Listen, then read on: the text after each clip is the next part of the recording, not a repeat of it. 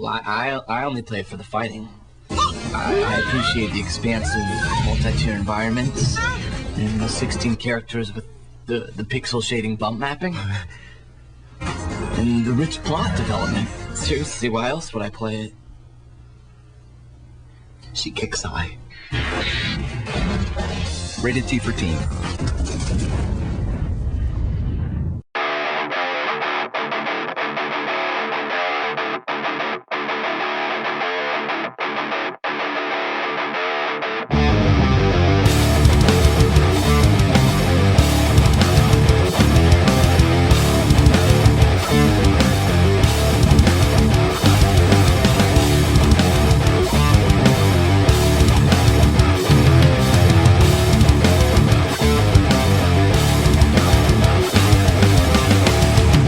You and I have unfinished business. Oh? And what's so stinking about it? Non voulez pas tuer le feeling? Still to something. I think this just might be my masterpiece.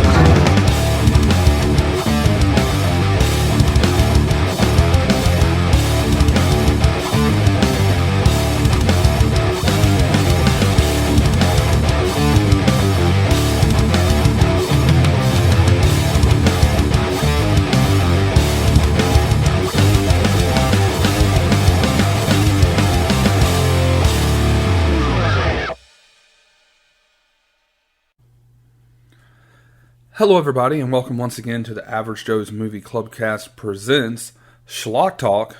As always, I'm your host, Joey, and once again I am joined by Devon, aka Blank October, and I'm going to straight up tell you we are straight up going to be back on our bullshit on this episode. Boy. So, if you haven't read the title yet, for some reason, I don't know how you click on this without reading the title, we have just experienced the greatness, the pure British, German, American greatness. Pure Kino.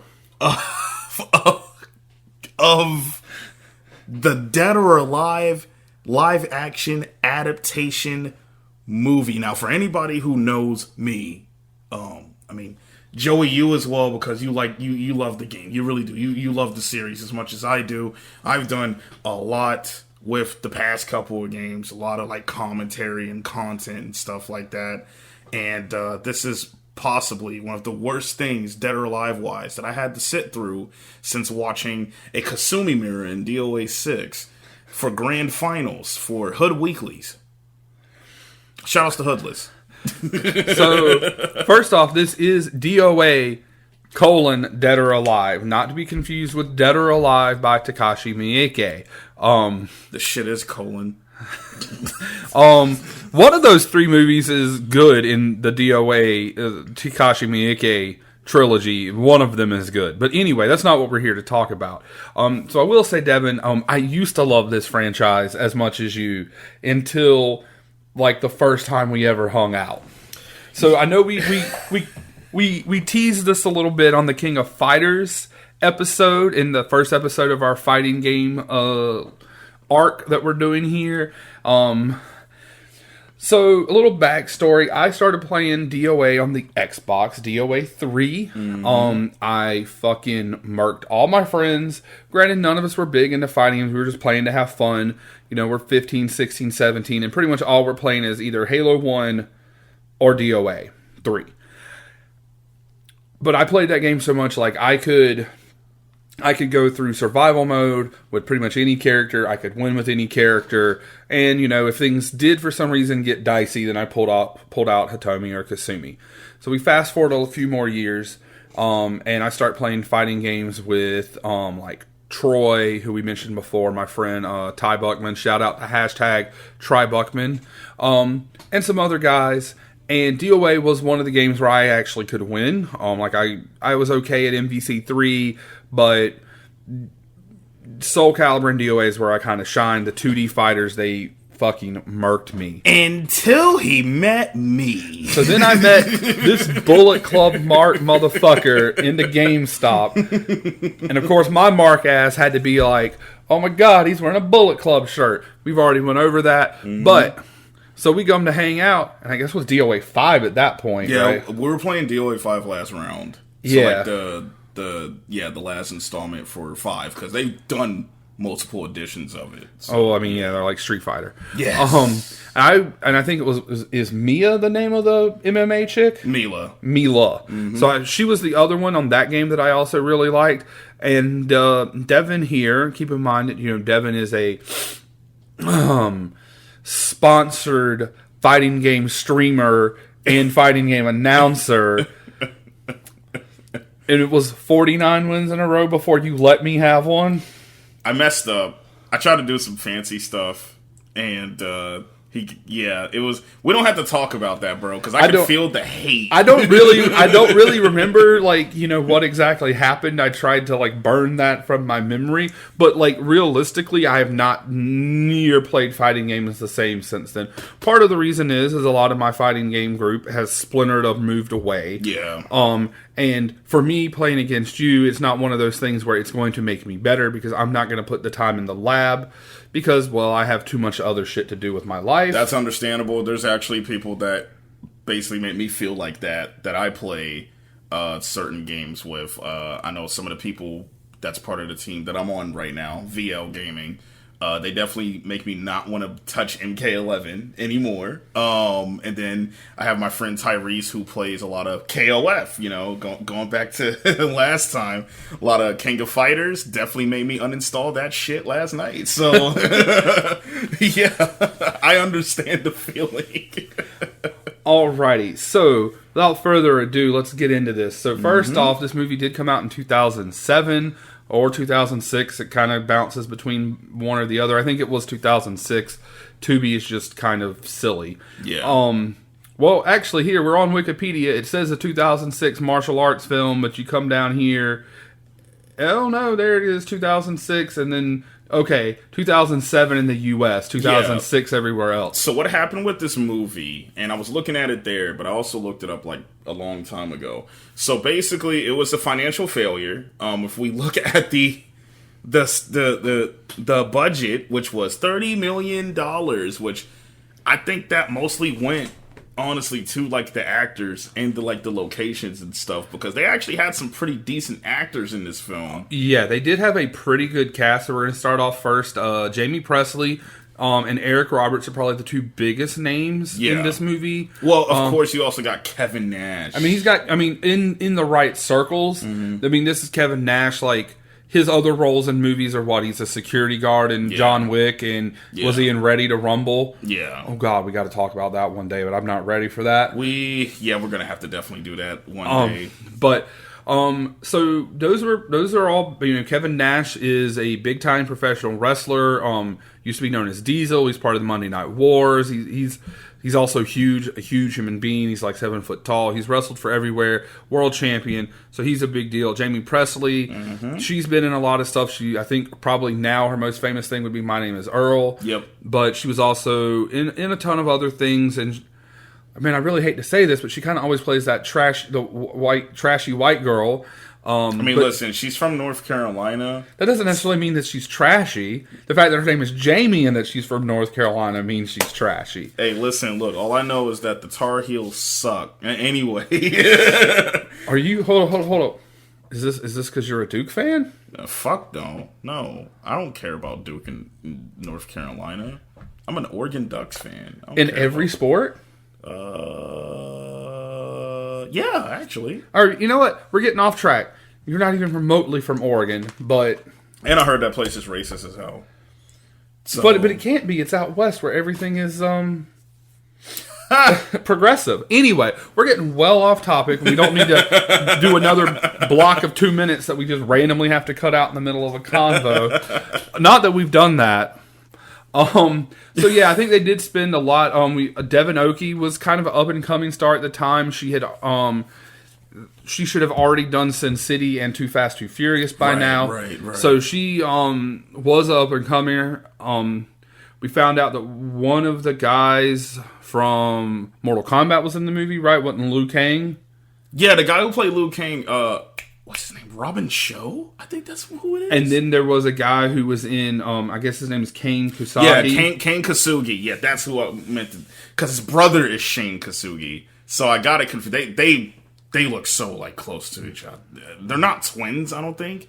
But they both actually used to compete in Ninja Warrior. Especially Kane. Kane was actually probably the better out of the two. And we mean like OG Ninja Warrior. Yeah, the OG that was on like Hayate. That was on like G4. The Ninja Mountain. You know what I mean? Yeah, the OG shit. Me and my baby mama used to watch that shit all the time, son. It was fucking loved it. Great. You know they're playing that again on G4. Oh, they have to. I mean, they don't have Olivia Munn, so they've got to go with got him to the dance. Hey, real stuff. It's honestly higher quality now, though. G4 has been great. It has. They have Xavier Woods. That's true. The episode where they had Ricochet and Coda and Liv, that was great. But now we're going to start marking out, and I said the words Coda, and I spun myself into a tailspin. Look, before we get back on topic, Xavier Woods, we just shouted out your shit. Put me on the show. I mean, no, for real. Put him up on up, left, up, down, or left, right. Let him fight some motherfuckers for the belt. Let's go. I am in all day. Oh my God, that would be a free belt. Or, if you're scared, and I'm sure you are, Xavier and a party, and yes, I'm talking about you, Claudio. Yes, I'm talking about you, Adam. Yes, I'm talking about you, Prince Pretty. If y'all are scared, which we know you are, I mean, we all know the Cobra Kai ain't scared, but even if she is, you could announce, and it'd be the best thing ever. You'd put Michael Cole to shame. You put Tom Hennigan to shame. You put Ian Riccaboni to shame. I like Ian, though. I do like Ian Riccaboni. You wouldn't put Stryker to shame. Nah. No. You wouldn't put Kelly to shame. Nah. And you wouldn't put Morrow. I was about to say Delirious, but that's not Excalibur. Yo, I mean, no one can Jushin Liger in there. Oh yeah, Jushin Liger. All right. So while we've started a second podcast within the first podcast about us marking out, look forward to that in the future, hopefully. Back to this cast. So also some other people. Steve Howie, a little less known person, but he was on Reba. He was in Shameless more recently. I think people might know him from. So yeah, there was a pretty. I mean, it's not like it was banger after banger after banger of a cast, but there were people who are known. Yep.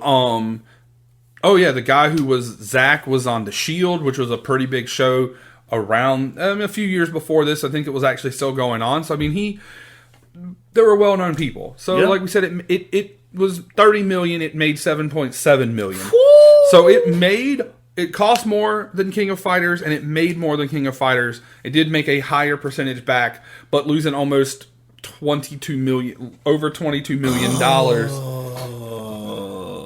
It's pretty crazy, especially since they used a lot of CGI in this movie, especially on some stuff they probably didn't need to use CGI on. They definitely splurged on the CGI. Because definitely the Halo TV series could have borrowed some more CGI from this. Because that show kind of has to be CGI, but I haven't watched it yet. I probably won't till it's finished. We gotta check. Yeah, we gotta check that out. Because honestly, like I've seen a couple of like snippets of like a bunch of clips from like the other episodes. You know, I'll tell you this before we get back on this. Anything that's action wise, great. I would hope. And then there's everything else. But yeah, the CGI does not age well. But you know, okay, $30 million, like that's a lot of money. But for a movie, I mean, even in 2007, $30 million, that's not a lot of money. Like that was when like movies were really, really starting to like boom again. Was around that time. I mean, to only make $7 million or $7.7 million though is kind of saddening. So that's terrible. So a couple things. So if we're going to talk about DOA, like let's be real, DOA the fighting game, while it is a very good 3D fighting game and it does have a lot of redeeming qualities. Yes. People outside of the fighting game community, if you know DOA, you're only going to say, "Oh, it's the game with the jiggle physics." Yeah, it's the booby game. It's the teddy game. It's the volleyball game. So I remember one of the commercials for DOA 3 talking about Kasumi and that she kicked high. She kicks high. Yeah, like I mean, so I mean, I can't say anything. So they did a good job of making the characters look like themselves, like you could tell who they were, and and if you couldn't, they immediately through a stupid thing, but it showed you who they all were, and they were all attractive. And that was definitely like the biggest like thing that separated this movie from, say, like KOF.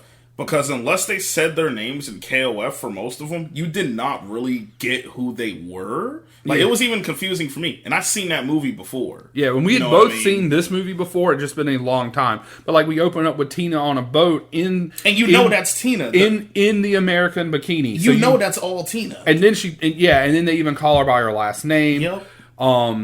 So, and then you see they straight up say Kasumi. Yep. That part is a little confusing because you see Hayabusa, and at first you think we both thought it was Hayate. Yeah, because he was wearing a bunch of blue. And then they mentioned Hayate, so we're like, okay, well, it's Hayabusa. But they even show you that, like, later, who each of these people are. Yeah. So, and then, like I said, they did get them all. I thought, with the exception of Ayane, I did not find, maybe it was just bad angles, that all of the actresses were attractive. I imagine most of the men were attractive to most of the females. That's the thing about DOA, too. Like, everybody is basically attractive. Yeah, the men are all cut up. Yeah. The women are all very curvy and shapely. Even though in this movie, I think really only Jamie Presley brought the cakes. And but I guess, like, it was.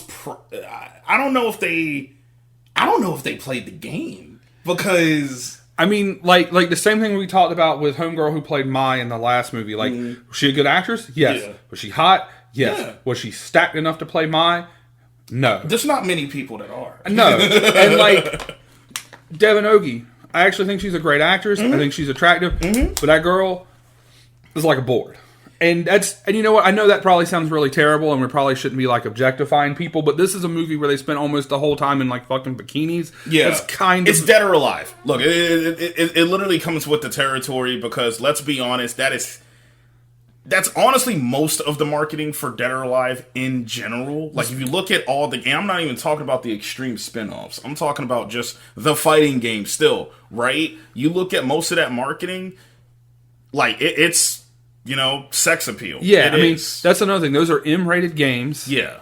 And I'm not really sure why they're M-rated. There's not a ton of blood. There's fighting and, like, sex, but not sex. Like, it's sexy. It's because it's kind of past the limit of what they like. If you look at, like, American ratings, right? It's kind of hitting that limit where it's like, oh, a nipple might as well come out. I mean, at this point, I could get like DOA. I could get DOA beach volleyball. Those games because, like, they're not even fighting. It's just they're not to the point of I don't remember what those other games are. But it's some game that my buddy plays. Shout out to my boy Christian and all of his anime girl games where they run around and shoot girls with water guns. I don't remember what the fuck it's called. It's some J game. Anywho, what are y'all doing, Japan? Like, what are you? I mean, so anyway, everyone looks good. Everyone looks like their character. They really do. I mean, the storyline is very meh, but it's a movie based off of a fighting game. I'm gonna be real with you too. The DOA story in general is kind of meh, and it's only because they don't really, like, try to establish it as well as they should in the games anyway. So I guess it was kind of passable. What's funny is that this movie actually explained a story way better than the last two Dead or Alive games. I know this one came out.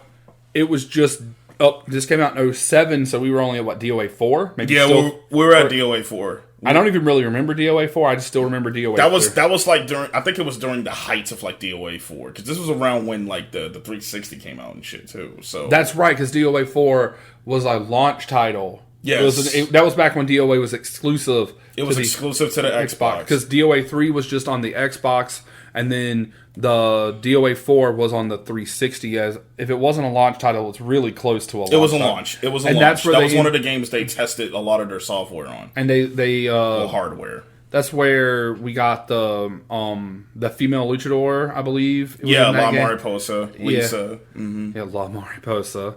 Shout out to the Temple. Yeah.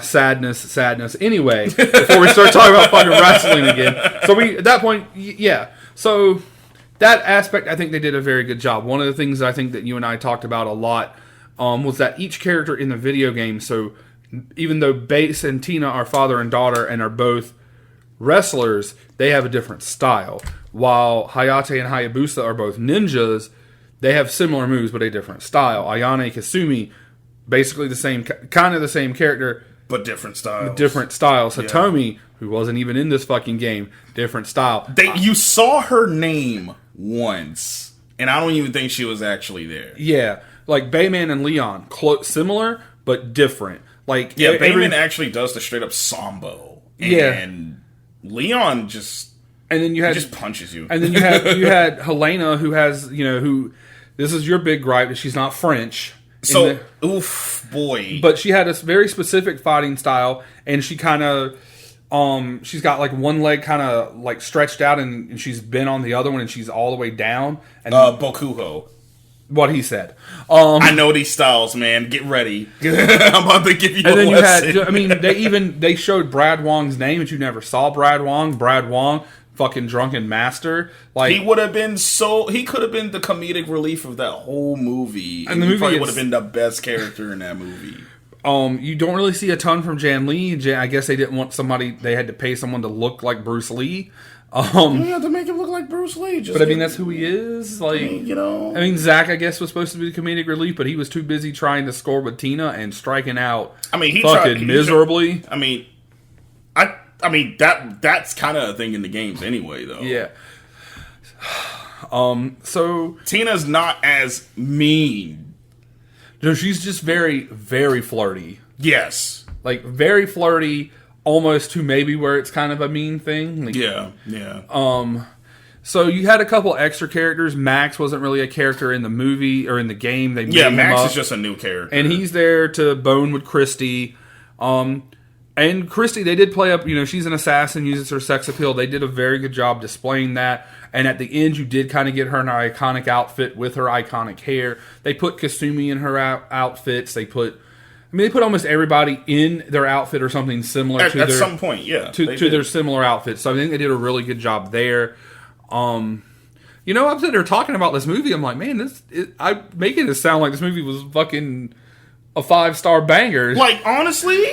It wasn't as bad as I remembered. If we had like a star system, right? Like Meltzer here, right? It would honestly okay. I'd say I keep bringing up KOF because that's the last thing we did. I'd say KOF was literally about like a half of a star, but this was probably honestly like a 2.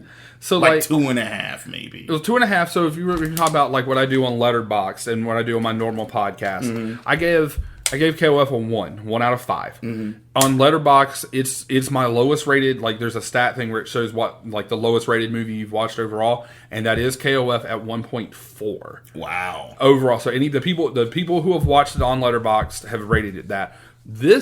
So you said 2.5. You'd put it at right at average. I'd put it at 2.5, 3. Right at average, maybe a little bit above. Just like the movie itself. No, it wasn't great. It didn't have a great story. It was fun, though. But the action was great. We did have a lot of fun. We did. I mean, me, you, and Carl, just sitting around talking shit, and laughing and having a good time. So this is one of those movies, like, I'm not probably going to go out of my way to, like, ever buy a copy of it. But, like, I'm going to be real. Like, if I was ever up at, like, Second and Charles or some... secondhand store and there was some baller-ass collector's edition or something for a cheap, I'd probably have to pick it up just because that's who I am. Yeah. I'm going to be real. I had a lot more fun with this than I thought. Yeah, so when it started, I was in pain. But... You threatened to leave like 5 times. Yeah, I wanted him to switch. But, sitting down and watching it again, it's a pretty fun movie. It's so wrong. But... honestly, it is one of, I think, just looking at all the fighting game movie adaptations, live action adaptations. Yes. This is actually one of the ones where they still actually tried to make that this is this game. These are these characters, right? Like, it's actually done maybe sort of the best job at that, besides Mortal Kombat and, of course, Street Fighter, because they went completely over the top of Street Fighter. So, and of course... Wait, how many of these did he do? Okay. So... He did Mortal Kombat, I forgot. So So Paul W.S. Anderson, who directed, he's directed a bunch of big movies, but mostly action movies that are adaptations of video games. Because he did Resident Evil. But he did the first Mortal Kombat, the 1995 Mortal Kombat, which at some point we will get to. So be on the lookout for that. I think that might be next. No, I think we got Tekken. Oh yeah, we're gonna do Tekken next. Ooh, get ready for me to be actually upset on that one, guys. Not to give it away, but I think it's gonna be Tekken, and then I think we're gonna go through Street Fighter, and then we're gonna finish with the 3 MK. Yeah, we're gonna try to stick with that, because we're gonna definitely try to save the better ones for.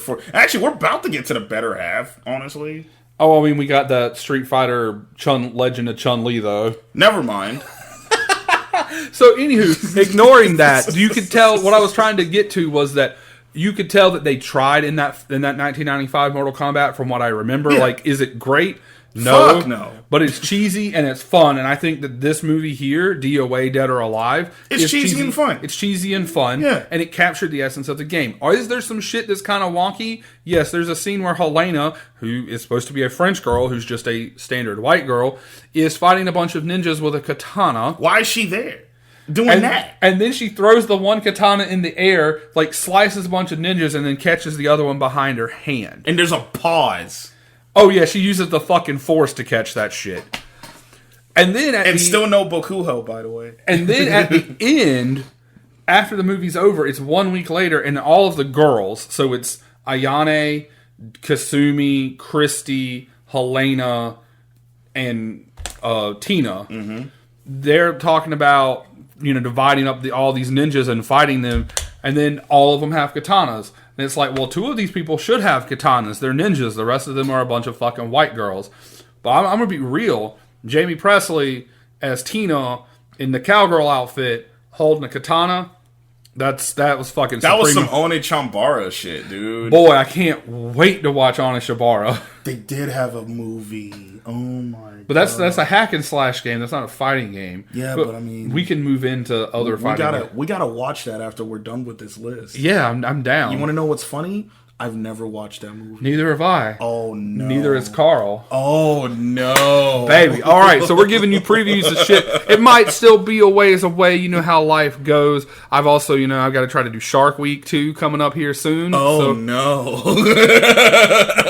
Oh no. Maybe I can con Devon into doing Shark Week with me. Was there anything else you wanted to add about DOA, Dead or Alive, while we are here, sir? So, I gotta reiterate that honestly, this movie was, watching it again, it was actually kind of fun. There were a lot of things that, they really tried to do to keep it faithful to the game. And, they tried. It probably was kind of cheesy, but, I give them credit for trying. And there was a lot of things that are wrong.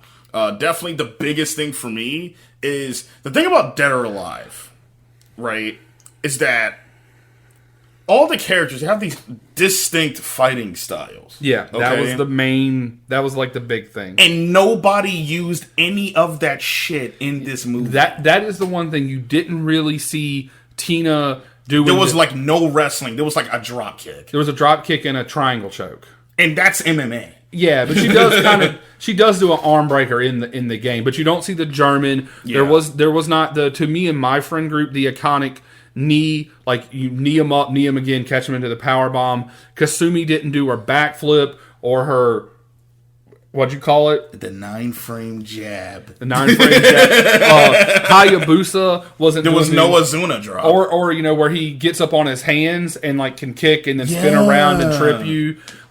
There was none of that. There was always the right trigger where he did the 3 kicks where he spun. Yeah. So that was a big miss. They really weren't doing anything that they represent. That's how good they depict the fighting styles in the game. They are fully you can have them as a representative of that style, and most martial artists would be like, that's great. Hell, that what is it, Gameology, that one channel, they actually have sometimes they have these martial artists come in and look at a lot of these games and stuff, and they have actually given more higher marks to DOA just off showing off the styles than probably any other fighting game. Because I don't think they hit Virtual Fighter yet. And Virtual Fighter would take the cake because it's Virtual Fighter. But DOA right now, that is one of the games that are the most faithful to that. So the fact that they didn't at least try to train them in these different styles, and maybe that would have went more in the budget, but or maybe you could have got actual practitioners of this stuff, because honestly, we didn't need the best acting movie in the world. No. We needed a martial arts film with hot martial artists. That's really it. And the martial arts, although the fights were fun, they still weren't like. And let's be real, most of those fights, that's not Jamie Presley. I mean, yeah, you might show her holding an arm or something, but like those are all. Yeah, you get stunt people for all of this, so why couldn't you get the actual practitioners? Homegirl from Kill Bill, Zoe Bell. Yeah, she fucking stunt double for fucking the bride. Yeah, so there were definitely ways to at least like show these different styles. Again, like I think that's the reason why it, like, to me, this couldn't get like a whole like 3rd star like at all. Hell, if the actual like styles were like depicted, like at least tried to be depicted kind of correctly, I kind of would have even gave it a 4. Because this movie was actually kind of fun. I mean, it was fun. So back to the actual game, with them depicting the styles correctly in the game. I think that's the thing that like is lost, because everyone gets so caught up in all of the sex appeal of the game, and then the spin-off, which we're gonna have to circle back to that. I thought we were closing up, but I thought of a couple of things. Oh yeah. So, the game itself is a very high counter-based fighting game with a lot of actual things depicted very well. Yeah. And I think that, people who play the game know that, but again, everyone who just sees it is like, oh, it's this mature titty game. But then you sit them down, you let them experience the game. It's honestly one of the most technical, honestly one of the best fighting game series ever made, in my opinion. And I know that's a lot coming from, somebody like me, but honestly, like I love the DOA series. I mean, and they've sold, or what we saw in 2016 was 9.7 million copies. And it's way more now. Way more now, because DOA 6, and that sold at least 1 million copies. Yeah. And that's not counting the spin-off games, which we're kind of about to get to. So, they did do the homage to DOA volleyball, and I see Devon over here taking his drink for all those thirsty motherfuckers. But they did play volleyball, kind of as That was good. That was actually a pretty good sequence, because, they're just playing volleyball, Yeah, and it was. I love Hayabusa getting kind of, like, woo, you know what I mean? Like, yo, Kasumi. Oh, yeah. Let me, It's better than Hayate banging his, was it younger half-sister / cousin? Japan. Let me talk to you for a second. Stop being Alabama. You know what I'm saying? Yo, stop. I get on Rule 34. No, everything. Stop. We talked about this. Extra soft. Stop. That was insta soft. You know what I'm saying? That's actually a sound alert on my stream. That was insta soft. Y'all don't understand. I need you to stop, Devon. Y'all be ruining my life. So I'm never gonna be allowed in Japan. No, they're gonna allow you in, and you just gotta fight Willie O to get through fucking customs. And if you beat him, you gotta fight Tori Wilson. I almost spit out my water, dude. Your keyboard's right there, bro. You almost lost your keyboard. Does it not work? I'm gonna be real. I would have just never mind. I'm not gonna say what I would have done, because that probably would incriminate me. So, no, it does work. It just works on the desktop, not the laptop. Okay. Yo, but anyway, listen, the volleyball sequence was cool. Zach was funny in it. There's a lot of funny, cool moments in that. They playing some volleyball. Basically, the girls were hot. Kasumi had the worst serving form of all time. So, definitely if that game went on, because it got stopped when it was tied. If that game went on, definitely Christy and Helena would have won. They had the best form out there. You saw the defense. It was great. They were packing them up. They were packing them up, shipping it right to their doorstep. Instacart. They were in there. I would be real. I would ship Helena and Christy. I'm down with that. Dog, everybody already has. You're late. Where have you been? Get on Twitter. Not in the Rule 34 subreddit like you prevert. I haven't. You sexual prevert. I haven't touched a titty in 6 years. Okay. Whoa. Keep that in. Keep it in, damn it. 6 years. Clearly, that's not what she said to you. Never mind. Take that out. Nope. Unlike last time, where that shit got fucking cut. Negative, dog. All right, moving on. So we got to get to the finale, where Eric Roberts is going to fight all these martial artists by using a pair of sunglasses that beamed in the fighting techniques from the nanoparticles in their blood, a la some sort of fucked up Taskmaster or some shit. And then he could just predict everybody's moves. Which is crazy, because with all the CGI that they have in this movie, right? They definitely could have gone with the real route, which was them trying to make Alpha 152. Going back to DOA 4, because since this was out around the time of DOA 4. And that was a knockoff Kasumi, right? That was the Jello girl. Yes, that's a whole nother subsection on Reddit and on Rule 34. So anyway, they thankfully didn't give us a jelly-looking Devon Oki, and instead gave us the internet would have went nuts. They gave us the every movie's hitter. Like, well, we need a bad guy. We need a generic white bad guy. Call Eric Roberts. And for what, he does it well because he keeps getting work. He's great. I wish I had his money. I wish I had his career. He's great. So he's got long hair in this movie. He's definitely wearing. It definitely to me looks more Chinese than Japanese clothing. So this whole movie, all right, kind of going backwards real quick. Just to talk about the set pieces of everything, right? Oh, yeah, we're on some good time. Talking about the set pieces of everything. From the start of the movie, with, the whole Princess Kasumi stuff and all that. Right? Where only the Torii gates were Japanese and the rest of it looked Chinese. There was the Torii gates and, like, the ninjas outside, kinda, right? Everything else looked straight Chinese. Oh, and katanas. They did have katanas and not Chinese swords. Yeah, so, like, my thing is, did y'all understand that this game came from Japan? Japan. You know what I mean? Let's be real. This 2007 America, they're like, all Asians are the same. Like, that's what I feel. It's pretty fucked up, but I feel like that's what happened. Yeah, because you see the guy that got playing Hayate, he's not even doing anything close to ninjutsu. No, he's doing, like... something. He's doing the shit that Helena should have been doing. So, I think they got this shit confused. Helena is not the wind. That is not her. And then, after they defeat She's not French. They defeat him after some interesting ladder combat. No thighs. Look, he just wants...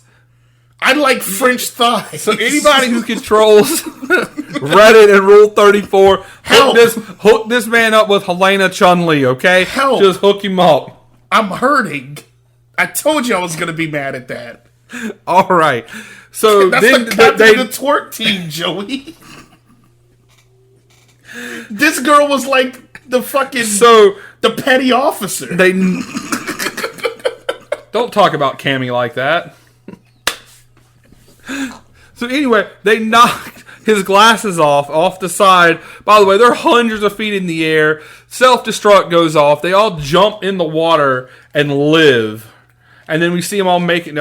Christie's making out with Max on the boat. Weatherby, who's the nerd guy, ends up with Helena. No game. Spits no game. But he was nice. So nice guys do get a girl. And then... In movies. And anyway, and then Tina... wow, I'm not even going to touch that. We're just going to keep right on trucking, brother. And then Tina, get a room. And then we fast forward to them, with the katanas doing Ana Shibara shit. Except not zombies. So... Like, is DOA and Ani Shambara like in the same universe? It's not. It's not. I know it's not. He's looking this up. No, I'm not. DOA, the Dead or Alive. You're not supposed to. You're supposed to. There's a Blu-ray. All right, so we watched this on Tubi for free. I told you there was a number 2 for Tekken, by the way. But go ahead. Oh God! All right, yeah. That shit's even cheaper than the first one, bruh. All right, so I'd like to point out. Why is this $30? So you can get DOA on Blu-ray. It's probably only been released once. Yeah, it looks like 2010. and it is $30 on Amazon. Or you can watch it on Tubi or IMDb or I think Pluto free with ads. You're gonna want those ad breaks. I mean, yeah. And like even here, you look, they got Jamie Presley right front and center. Even though if you played the video games, this girl right here, Kasumi, I always thought was the main character. Yeah, she's literally the one that's always on the cover. What the hell is this? I guess because Jamie Presley is the most famous actress there. Yeah, they don't even put Kevin Nash on this. To put in perspective, the King of Fighters Blu-ray DVD combo, which I did not know was a thing, is $26. That is $36 too much. They should pay me $10 to own that Blu-ray. So, that being said, as we do here at the end of every episode, as soon as Devon finishes dying, I don't think he was expecting that. That was good. That was good. Would you rate this trash, hot ass trash? It's trash. I mean, it's trash. It was a trashy, good time. Yeah, it honestly was, like I said, really fun. Really wish they depicted the fighting styles better. Not $30 on Blu-ray fun. Hell no. Maybe like $5. I mean, yeah, like if I on Tuesdays. Like if I found it for like $10, maybe. That $5 was the wheelhouse. $10 and it better be a steel book and it better rub my left foot.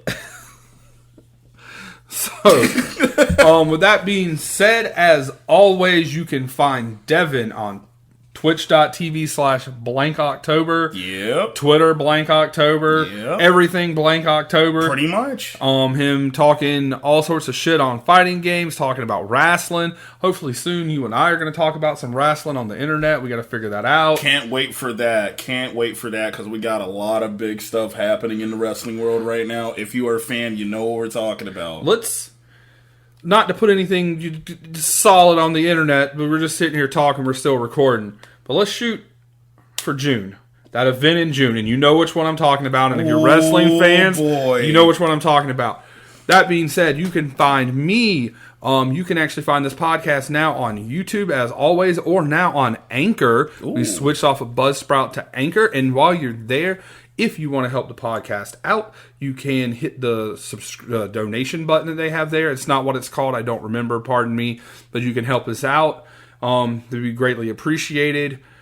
Let's see. You can find me also on Facebook at the Average Joe's Movie Clubcast page, where you can email us at the Average Joe's Movie Clubcast @gmail.com. Thanks, Justin, for making this so long. There you go. You can find me on Twitter at AVG_JOE_E, or you can find the page on Twitter at, I think it's AJMCC. Or the AJMCC. Yeah, I'm bad at this. Pardon me. So, as always, I'm Joey. This has been Schlock Talk, where we watch hot ass trash so you don't have to. Good job, Joey. Good job. That was a lot. That was a lot. Take care, everyone. And always, two, sweet.